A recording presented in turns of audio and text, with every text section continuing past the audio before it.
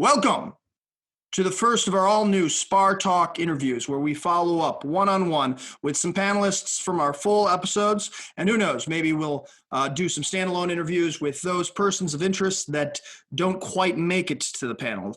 And today we have our Trump voter from episode 1 of season 2, 2020. Andrew Ackner. He's an athlete and entrepreneur. Andrew, thanks for coming back and talking to me. No problem, man. Thanks for having me.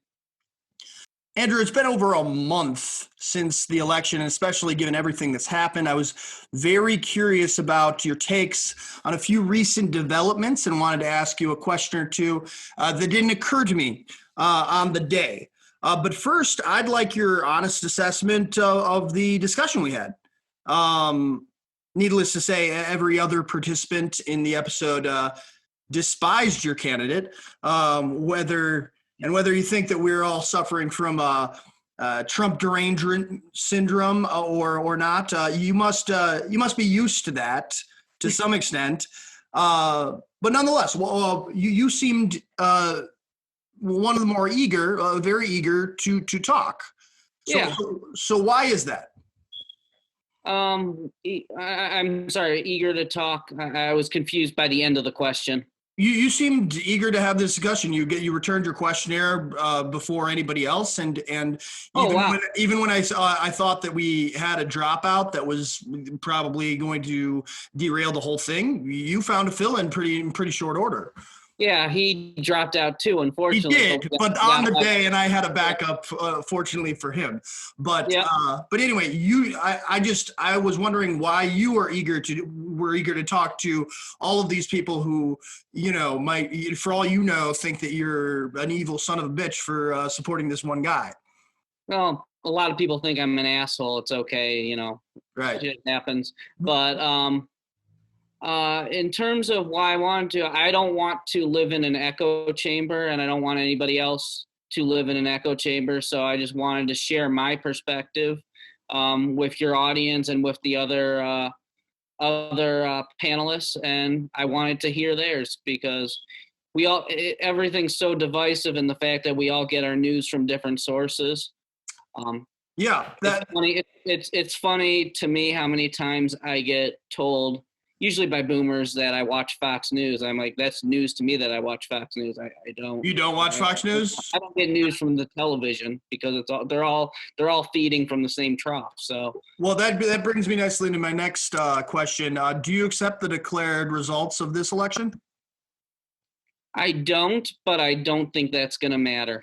I think it's maybe a 15% chance that SCOTUS gets involved, and out of that, maybe. I think if SCOTUS gets involved, it's going to switch the results. I just don't think it's likely that SCOTUS is going to get involved. So you agree with Donald Trump and his lawyers asserting widespread voter fraud?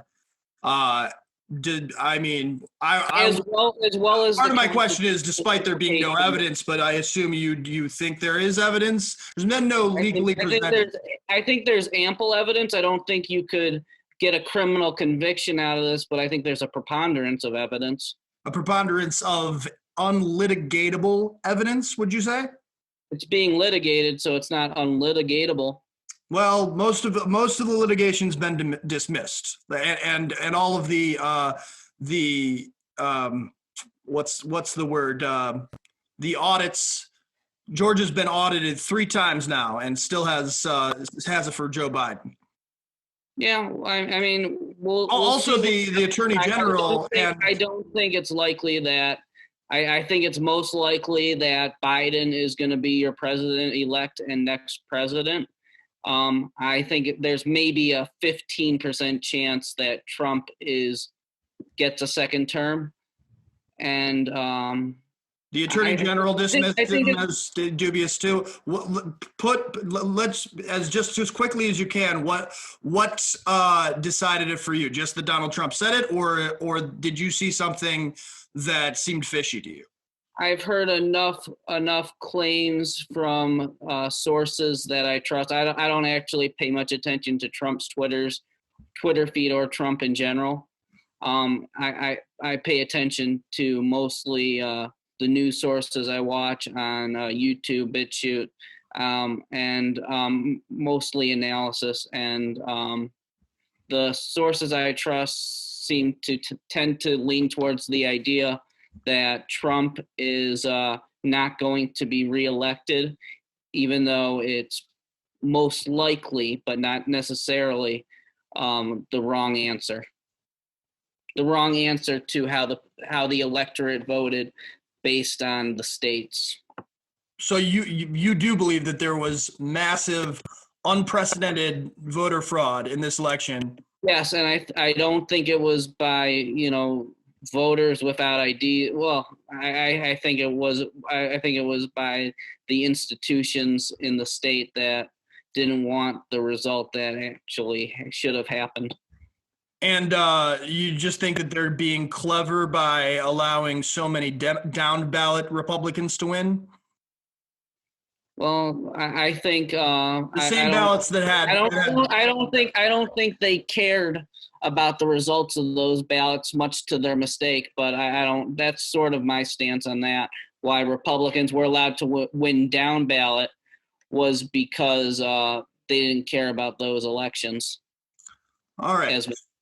So in the show, you referred to yourself as a pretty much a single issue voter. Yep. Particularly with tech censorship and free speech, at which you said that while Trump wasn't great, that he'd been better than any other president in your lifetime. During his Thanksgiving address, the president, for some reason, sat behind a cartoonishly tiny desk. I don't know if you saw this. He had, and he also appeared to have a padded behind in some pictures, inspiring the top trending hashtag on Twitter, Diaper Don. Trump attacked these Twitter trends and shortly thereafter threatened to veto the defense bill if it didn't include a complete repeal of Section 230 of the Fairness and Communications Act, I believe it is. This would essentially, if it was repealed, make big tech platforms full publishers, right? Subject to liability for what their users post, and in my view, could potentially make them much more censorious as a result. First off, would you call yourself a free speech absolutist? For everything that's included in free speech, absolutely. And then, so how does this? I wouldn't count speech to incite, and what they call fighting words. I wouldn't call that, and harassment. The exceptions to free speech that don't really count as free speech because you're violating other people's. The generally accepted ones, but even people I think that accept that, but are pretty strict on everything else. I would say probably would a lot of them would define themselves as absolutists. So if so, how does this move from Trump gel with that? It is a huge mistake on his part. I would argue he is wrong for the right reasons.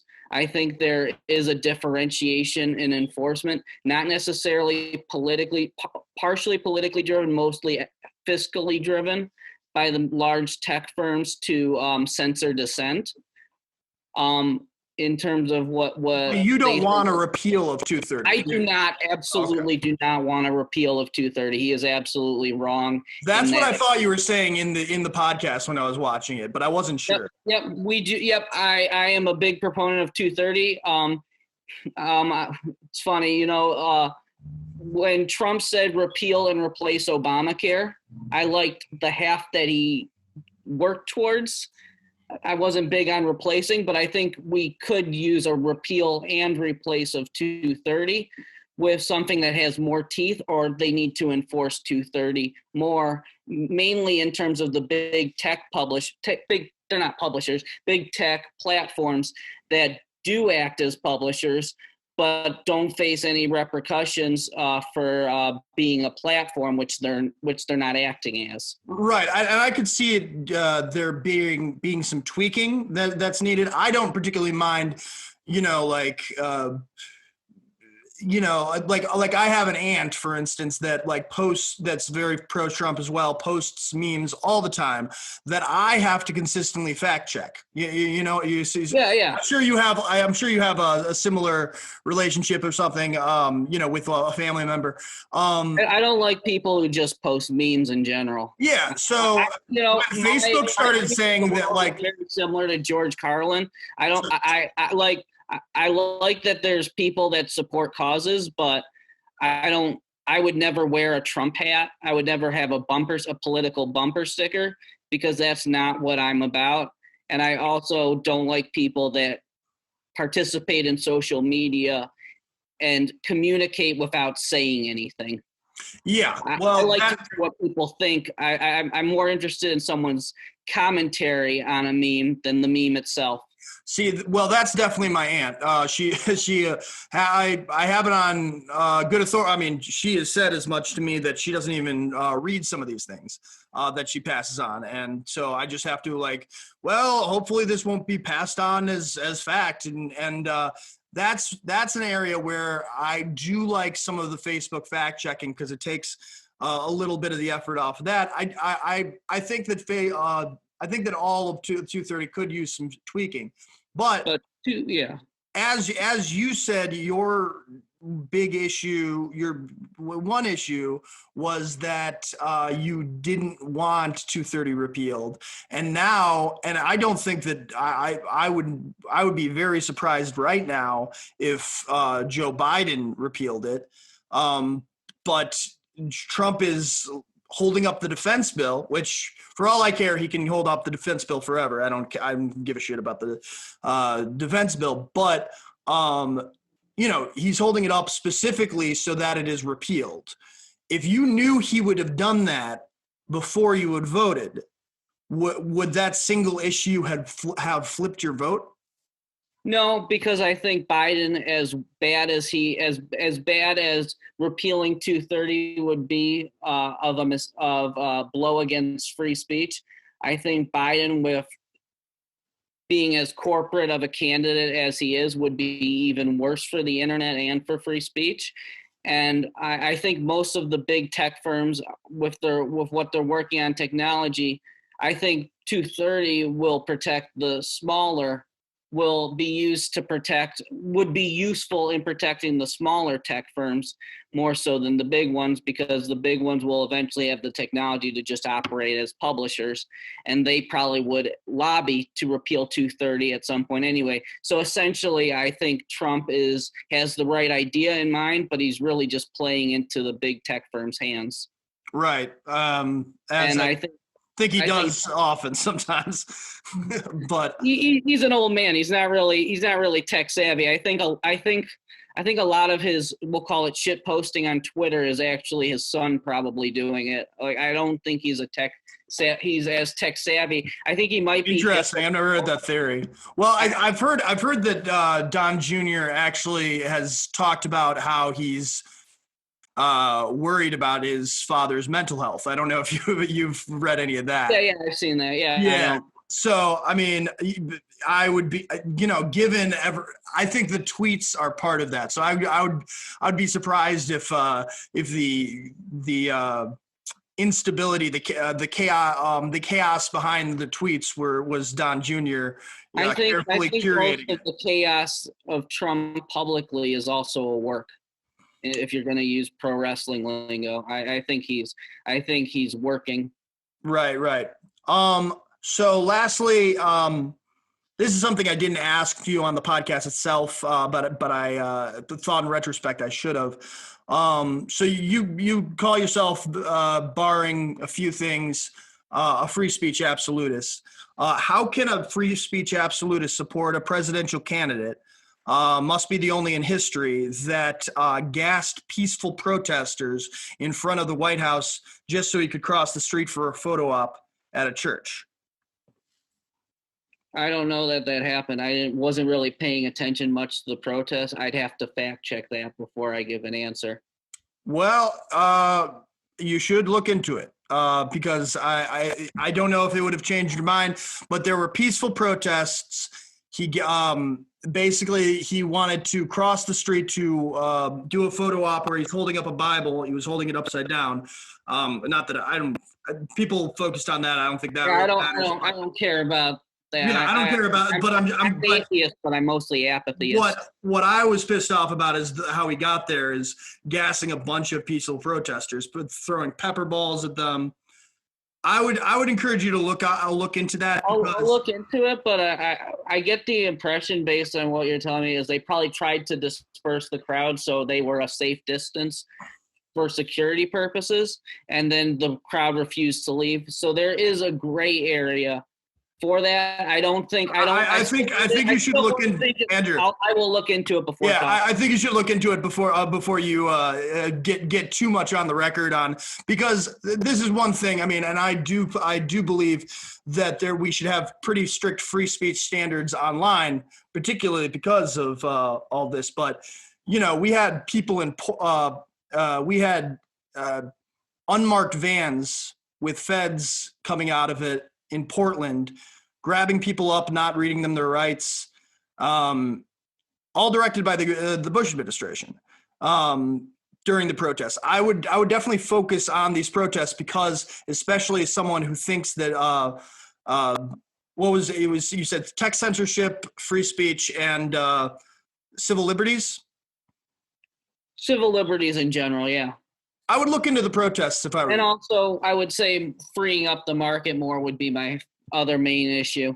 Sure, but I'm saying that look into what some of the violations that the police committed during these protests, and I would say that that is a fight that I've not seen, for instance, libertarians absent on, but virtually absent on. So, in terms of the what happened in Seattle, from what I understand of it, they weren't peaceful protesters. There was, and they weren't, and most of the people that were taken out of the scene were either charged, not right away, but charged, or they were dropped off because they were dropped off to a safe location outside of that. But I could be mistaken. Well, in terms of police, I didn't bring up Seattle. You were talking about them taking them in unmarked vans. That might have happened in Seattle too. I was talking about Portland, specifically. That happened in Portland, Oregon, and then also in front of the White House they were gassed. These were major. Yeah, these were major protests that occurred in every major city in the United States. So I wouldn't be surprised. I'm sure that there was some violence, there was some robbery, whatever. It was an insanely large protest. So, but I'm saying, like, I'm not, like, people rob people all the time and, like, take advantage of chaos or whatever. I'm not excusing that by any means, but I will say we're not paying them taxes to not steal things. Exactly, and I'm not a thin blue liner. I definitely have an aversion to police, mainly because we have too many bullshit laws that shouldn't even be on the books, let alone enforced. Sure, yeah. And I'm definitely, in terms of riots that happen, I definitely like the police in those instances. But I'm not a police defender, for whatever they do. Some people on the right are, but I don't defend abuse of authority from anybody. Even though Rudy Giuliani is the one making your case right now, it seems like the main one that's making your case, you can find some amusement in his public implosion, right? Farting and melting all over himself, and now he has COVID-19, and it's funny to me. And I haven't always been a Giuliani fan either, just like I haven't been a Trump fan. I think I mentioned this in the initial panel, but in 2016, I had said that I didn't like Trump in 2016, and I hated Hillary more, and I considered Trump the lesser evil. What I believe I didn't mention is in the primaries, I was a lot more left-leaning then on fiscal issues, and I was a Sanders supporter. And for more left reasons, I considered Hillary the lesser evil, not conservative libertarian reasons. Interesting. I want to point that out as well. So I think I was the opposite of you at the time. I was left leaning as well, but I did think of, well, I guess I didn't. It was a wash to me because of some of the war stuff and neoliberal, like, and free speech stuff. I thought she was bad on free speech, but yeah, for sure. And ironically, I don't think I'd be a conservative libertarian today if it wasn't for Bernie Sanders endorsing Hillary. I think that really set the wheels in motion for me. Well, I might have ended up here anyway, but right. I do like to, as I perceive it, I like being on the underdog side, and I like I get most of my morality from watching wrestling in the late 90s, so my political awareness. So I definitely like the asshole side of things. Sure. No, I mean, I can understand you get getting some definitely some themes from modern politics out of wrestling. Most of your morality is another issue. No, not more morality. That was probably an error in speech. More so my political awareness. I like anti-establishment rebelliousness, and Who's your favorite wrestler? Then it was Stone Cold Steve Austin. Yeah, Steve Austin was great. But now that I know more about how wrestling is produced, I think Macho Man Randy Savage is my favorite. Hell yeah. You and I are one mind. That was a generational. I like Undertaker too, but he was old. He was getting old most of the time in wrestling that I remember watching when it was new. Because I was born in 90, right? So, right. But Macho Man, after watching his old promos from the 80s and some of his work in earlier WCW. Oh, yeah. Him and Hulk Hogan, it's just like this. I hate Hulk Hogan, but it's like the most like pulpy era of wrestling ever, right? Yeah. Well, Andrew, thank you for being the first one-on-one SPAR of our one-on-one SPAR Talk interviews. Out of our panelists, we probably asked the most of you, and you delivered like a champ. Thank you. Man, I appreciate that. Appreciate you. See you next time.